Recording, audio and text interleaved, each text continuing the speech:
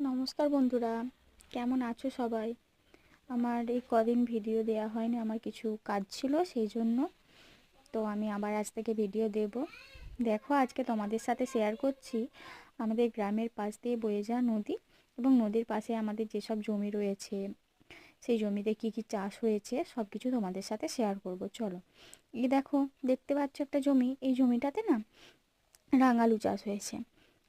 তার পাশেই রয়েছে যে রিভার পাম্প। আমাদের এখানে নদী থেকে একদম জলসেচ ব্যবস্থা একদম খুব সুন্দর হয়ে গেছে রিভার পাম্পের জন্য।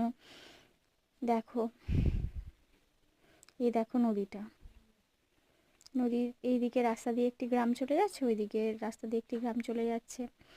আবার এই জমিটাতে দেখো চাষ হয়েছে, আলু চাষ হয়েছে। দেখতে পাচ্ছ বন্ধুরা, আলু চাষ। ওটাতে রাঙালু ছিল, এটাতে এই যে আলু, ছোট ছোট আলুর গাছ বেরোয়েছে নতুন। আর এই জমিটাতে জানো তো ধান চাষ হবে। আর এই জমিটা হচ্ছে আমাদের।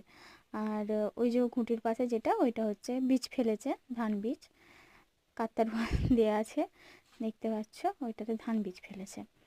আর এই যে আমাদের বাড়ি দেখা যাচ্ছে নদীর খুব কাছেই, একদম নদীর পাশে আমাদের বাড়ি, একদম নদীর ধারে। দেখতে পাচ্ছ, দেখাচ্ছিলাম তোমাদেরকে। আর এটা হচ্ছে রিভার পাম্পের যে আর কি ঘরটা, ওই মেশিনের জন্য ওই ঘরটি করা হয়েছে। যে নদী দেখে নাও, একদম আমরা নদীর কাছেই আছি। দেখে নাও, নদী বয়ে যাচ্ছে। সেরকম জল নেই, বর্ষাকালে তো বেশি জল থাকে, আর এখন শীতকাল জলটা কম। দেখতে পাচ্ছ, দেখো।